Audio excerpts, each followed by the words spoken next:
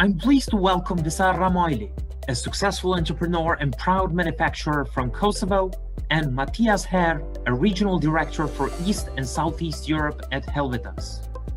Visar is a co-owner and CEO at Kivo, which is the largest plastics packaging company in Kosovo and one of the most advanced in the Western Balkan market. He has constantly expanded his investment as a joint investment between Kosovo and Dutch partners. The company today is one of the top exporters from Kosovo, with innovative and successful products targeting Western European, Scandinavian, and Southeast European markets. Visar is also a co-owner of Rex, a new venture in 2018, which has become one of the largest plastics recycling companies in the Balkans.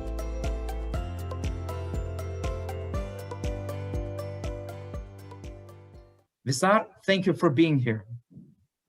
Sabine, thank you very much for your consideration, and it is my pleasure to be with you.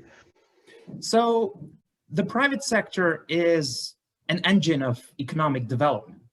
Businesses have played an enormous part in reducing poverty and creating jobs. Private sector enterprises are also criticized for prioritizing profit over exclusion of others or contributing to natural resources degradation. For example, one study claims that just 100 companies are responsible for 71% of global emissions. In your opinion, can we claim that development organizations are really contributing to development, or is it only the private sector? When it comes to the role of organizations, I think they play an important role and more positive role. In my experience, every time we've got approached by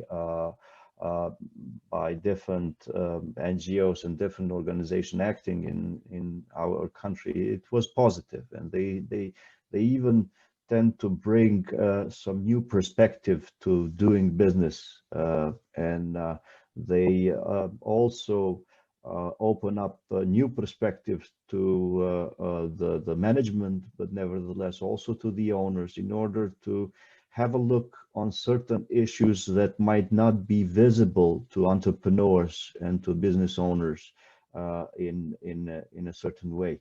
And this is the positive part. Of course, the ultimate goal of every business is to generate profit. And as I said in the beginning, that it is part of the management and the owners of each business to decide which path to choose.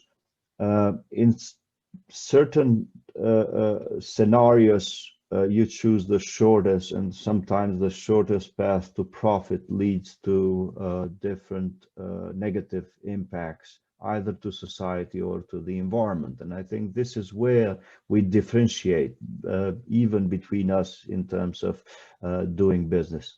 Absolutely, the businesses are the backbone of the economy and the backbone of the whole life in a democracy. Because in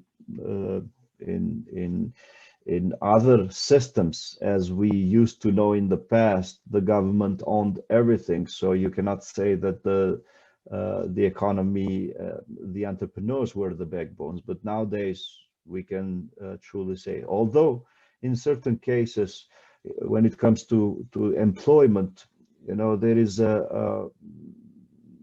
is also something to note, that the government, even in Kosovo, is the biggest employer. So it plays another important role, but sometimes it plays even a negative role. In our case,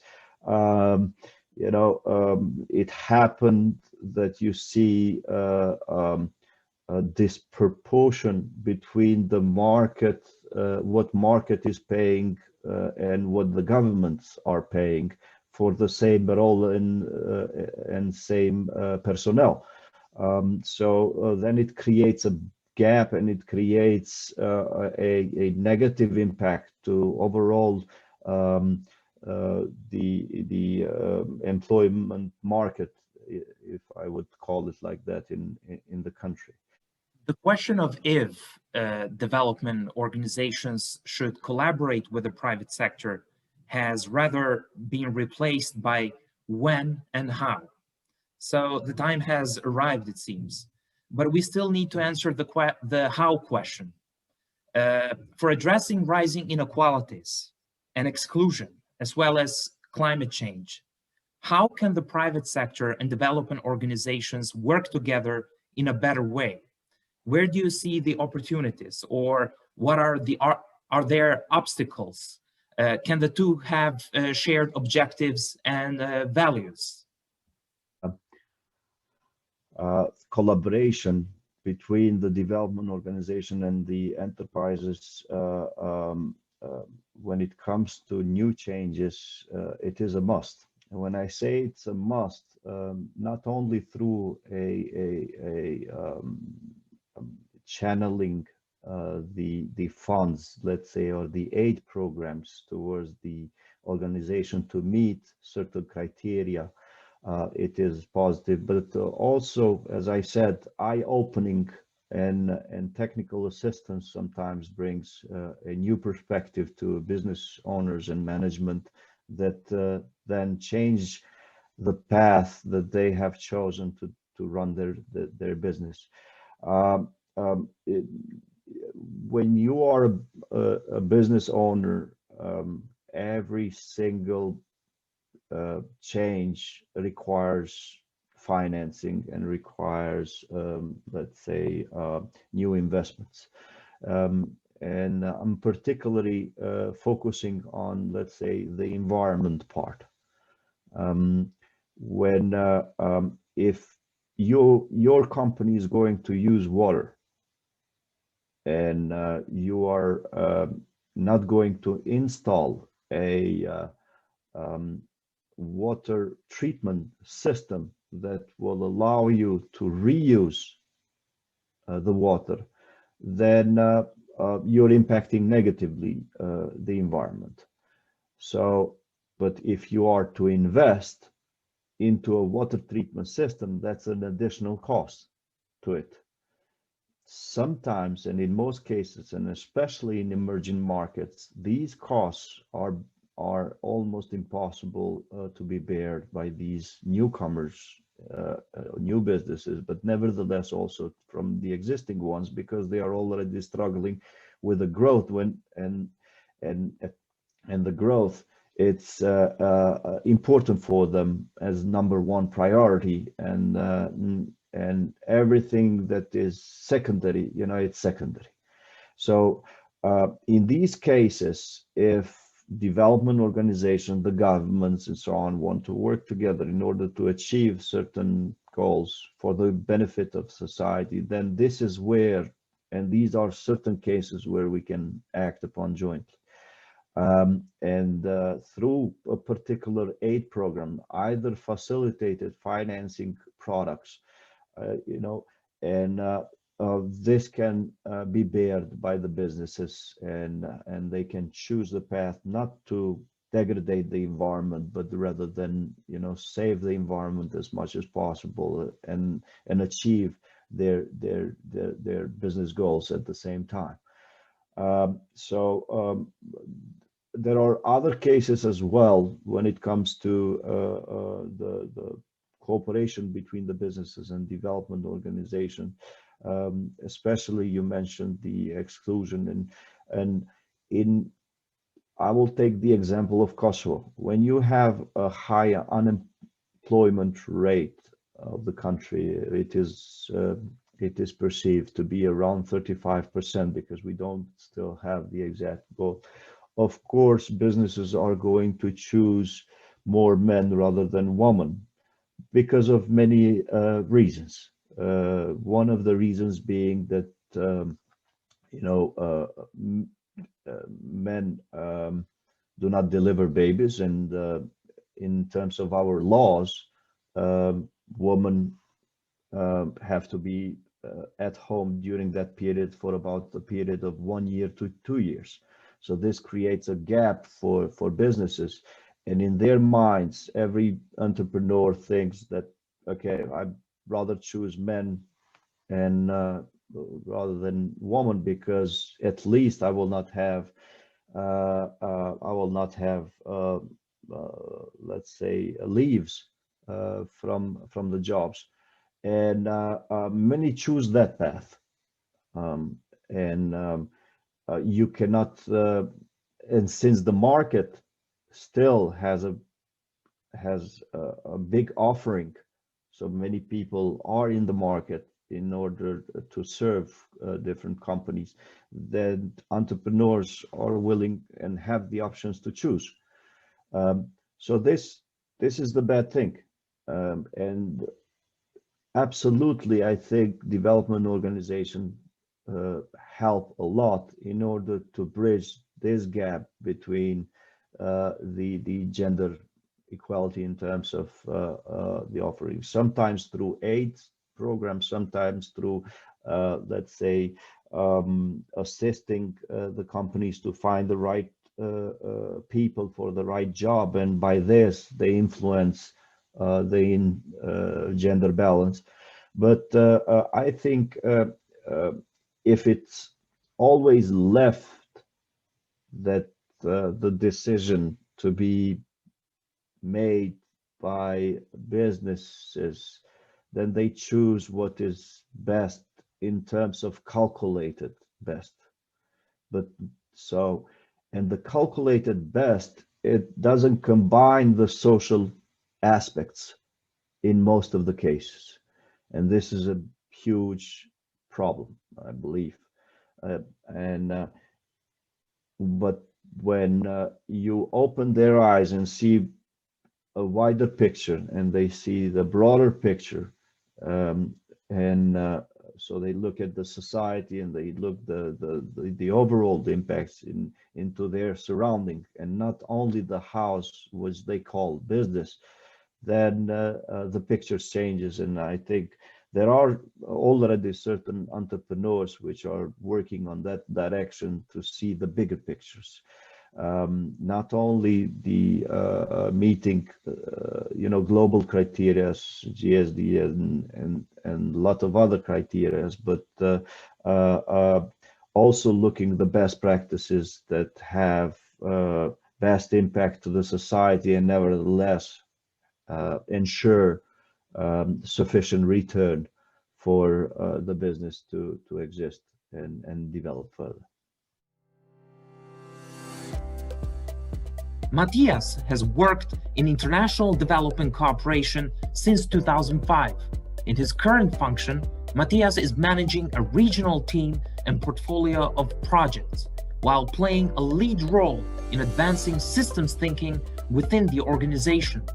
Matthias previously worked for the International Labour Organization till 2008 and the Springfield Center till 2011. Thank you for joining the talk. Thank you very much, Sabine. It's great to be here with you, and thanks for initiating the talk. One way of meaningfully and effectively engaging businesses is to improve their role in a system. Every sector that development organizations are in, one way or another, has a private actor involved, whether as a supplier, a buyer, or a consumer of goods and services, including also as co-facilitators or co-implementers. Poverty reduction or addressing unemployment isn't the exclusive field of development organizations, donors, and governments. The role of the private sector, some claim, is even more than that of development organizations and donors combined. What needs more work as part of the partnership between businesses and development organizations is addressing rising inequalities and exclusion through more sustainable and scalable initiatives. In your opinion, how can development organizations play their role in enhancing their partnership with the private sector for a more inclusive and greener development? Yeah, I think that's a very important question, Sabine. And I think, first of all, you're absolutely right. Private initiative, investment, ownership, private sector has always been a driving force in human development throughout history. That's something we clearly need to recognize, and that's not anything new we're talking about right now. The question, however, is how do we leverage private sector growth and initiative also for the wider public benefit? So how do we bring about more inclusive economic growth? How do we make sure that everyone in society has a fair chance to access economic opportunity? How do we also leverage private sector initiative to address some of the big global issues of our modern days, such as climate change or social injustice, global poverty? So this question has actually been subject to public intervention, public discourse throughout history. Actually, it's also not something new. It's been discussed, debated by policymakers, civil society actors, scientists, business leaders for a long time, and it's always been the question on how to bring together public and private interest for the wider good. This question, for example, also lies at the heart of the Social Development Goals, the UN Global Compact, but also the Responsible Business Initiative that Helvetas is supporting in Switzerland, and for which there will be a referendum actually in the coming weeks here in Switzerland. So really, how can we sort of bring work together with private sector to bring about more inclusive type of change? How can we address global climate change through collaboration with the private sector? And if we sort of like compare also different countries, different regions, different societies with each other, we see that you know, some countries, some societies have managed to establish a number of mechanisms or processes that successfully mitigate between public and private interest, and other countries haven't. We also see that open societies, pluralistic, more democratic societies are more successful in mitigating between public and private interests. So to come to your question, what can development organizations such as Helvetas do? First of all, in order to achieve real change, we need to address underlying systemic constraints that prevent successful mitigation between public and private interest.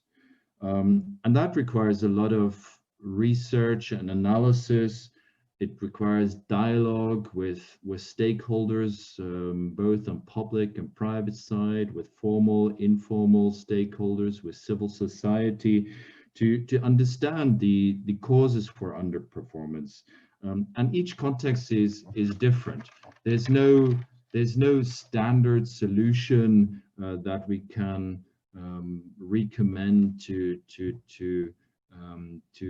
stakeholders, to partner countries we work with. There's no sort of generic policy prescription that can be sort of like used to address some of these more systemic type of constraints. It requires an engagement and facilitation of discourse, basically, and it requires a multi-stakeholder type of approach. That means we need to work with all parties, with all sides involved. So in doing so, we need to identify those mechanisms, those formal, informal institutions, norms, that mitigate between public and private interests, and understand, well, why are they currently not performing well? Why is it that certain parts of society are excluded from accessing economic opportunities? And maybe in order to give an example to illustrate that a little bit, you know, in the Western Balkans, Helvetas implements a number of labor market development programs, mostly on behalf of the Swiss Development Corporation. So what we see in the Western Balkans is a very paradoxical situation, actually, where on the one side we face a very high youth unemployment rate in most of the countries of the Western Balkans.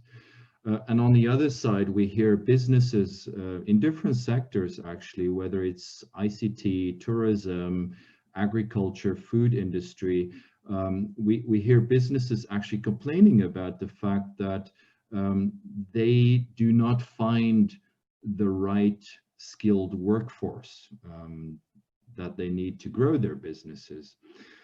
So what this points out is basically to an absence of effective mitigation mechanisms between supply and demand on the labor market.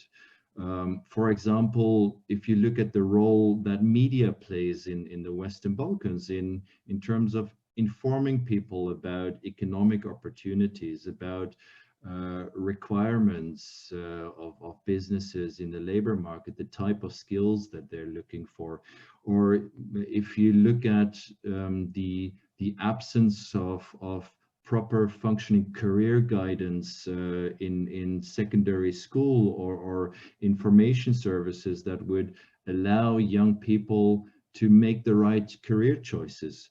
So the absence of proper mitigation mechanisms that allow young people to choose the right type of jobs, the right type of professions, leads to this very paradoxical situation in the Western Balkans and probably in other Eastern European countries as well.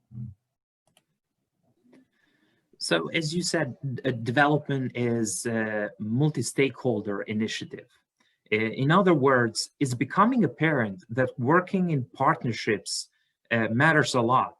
It involves not only the private sector, but also development organizations, public sector actors, and civil society organizations. This means that our understanding of the market and private sector enterprises need to be broadened. In this sense, how can partnership with the private sector ensure a mutually benefiting development cooperation that can add value to each partner? Indeed, you know, as I also said before, like development initiative, development cooperation is a multi-stakeholder initiative. It's not enough to just cooperate with one side. And also, who are we basically to position ourselves as sort of the representatives of public interest when collaborating with private sector in certain countries? I don't think we actually have the mandate to do that, and it's also not our role to fill in the void that is left by others in terms of mitigating between public and private interest. So our role is purely facilitative. That means bringing together different actors, public-private actors, actors from civil society, from the research community, formal, informal actors to facilitate a discourse actually between these actors as to what is the type of society actually that we want, what is the vision that we would like to aim for, and how do we get there. So discussing topics of common interest, identifying solutions and pathways of getting there. Our role is in that sense also disruptive. So using also evidence generated through good research and analysis that really lies at the core of our work to facilitate these type of discussions, to generate new ideas, to stimulate different ways of thinking around critical social, economic, political topics. So our role is really to support these processes, and then also where needed to bring in expertise that we're able to provide either from within our organizations like Helvetas, or expertise brought in from others, international expertise, regional expertise. So it's really trying to link the needs to each other, and while doing that, I think there are a few important factors to sort of keep in mind. The first thing is we need to recognize that interests are different. Public and private interests are not always the same. They may diverge, and I think our role is also to sort of identify that space where public and private interest overlap. That space that creates actually an opportunity for dialogue and identifying solutions of common interest. It may, however, be that we also need to identify areas where public interest outweighs private interest. And where perhaps corrective measures are also needed in terms of policies, regulatory reforms, in order to direct private interest more in the direction of public benefit. So our role really is to catalyze existing actors, system actors, as we would often refer them to, economic, public actors, to play more valid roles, basically, in the context that we're working with. So that could involve, capacity building. It could also mean sort of changing incentive systems around actors. I think when we work with the private sector, the concept of business models is really important in order to leverage private sector initiative for the benefit of public good. We need to identify those business models that are most promising, actually, for the private sector to take up and work on. So, I mean, let me give you an example. We're now talking to each other sort of from our home offices. Because of the COVID-19 pandemic, we're forced to work from home. And it's not only us that are working from home office, but many businesses also had to send their employees to work from home office. So in Eastern Europe, we work a lot with IT sector companies, or companies that are in the business process outsourcing sector.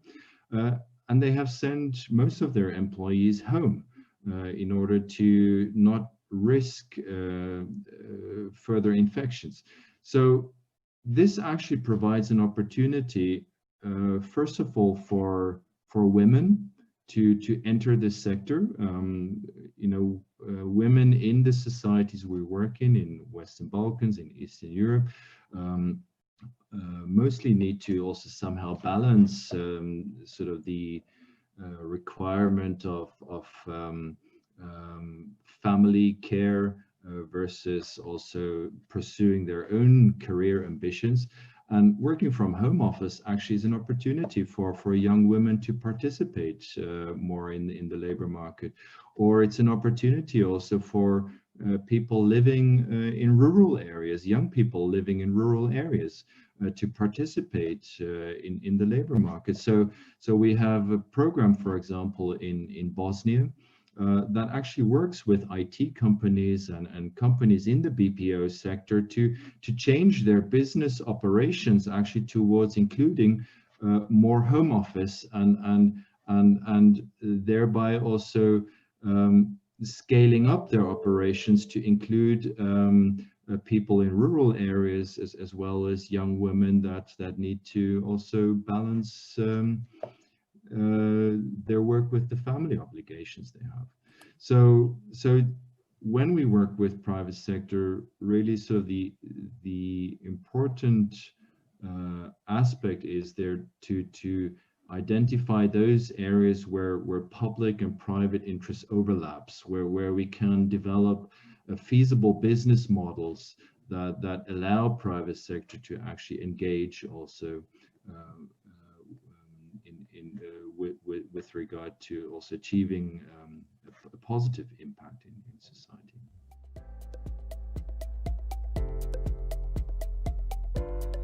All right, this was the first round of Inclusive Plug powered by Reconomy. We have interesting topics coming up, so stay tuned and hit the subscribe button. Whether you agree or disagree with the ideas expressed by our two guests, please send us your feedback or comments. This was Sabine, a communication manager at Reconomy, a program of the Swedish International Development Cooperation Agency implemented by Helvetas in 12 countries in Eastern Europe, South Caucasus, and the Western Balkans. Thank you for tuning in and see you soon.